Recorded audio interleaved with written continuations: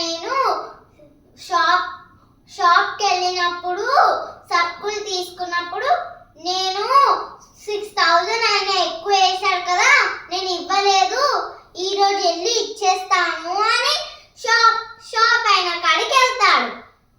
ఆయనకి 6000 ఇచ్చి మొన్న నేను మీ కాడికి సరుకులు కొనుక్కోవడానికి వస్తే మీరు 6000 ఎక్కువ వేసేసారు, అందుకని 6000 ఇవ్వడానికి ఈరోజు నేను వచ్చాను అని ఇస్తాడు.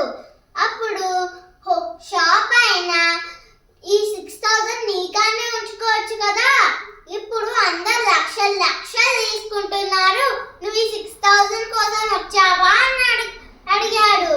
అమ్మో నువ్వు లక్షల్లో సరుకులు తీసుకుంటావు కదా, ఈ 6000 కోసం నా కాడికి వచ్చావా అని అడుగుతాడు. అమ్మో తప్పు ఎవరు చూడకపోయినా పైవాడు చూస్తాడు కదా అని హోల్సేల్ షాప్ ఆయన చెప్పాడు.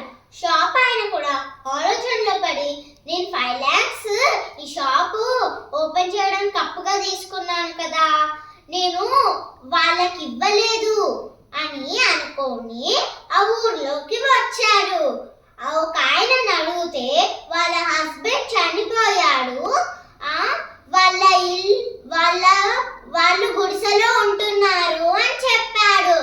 అప్పుడు ఆయన గుడిసెలోకి వెళ్ళి ఇగో 15 lakhs ఇంట్రెస్ట్ తో పాటు ఇస్తున్నాను, మీ ఆయన నాకు 5 lakhs అప్పుగా ఇచ్చాడు, 5 lakhs ఇచ్చిన తర్వాత రోజే మీ ఆయన చనిపోయాడు, ఇంట్రెస్ట్ కూడా వచ్చింది, అందుకనే నేను 15 lakhs ఇస్తున్నా అని ఇచ్చేశాడు. ఇంతకీ ఆమె ఎవరో కాదు, 10 రూపాయలు ఎక్కువ వచ్చిందని 2 కిలోమీటర్లు నడిచిన ఆమెనే. అందుకనే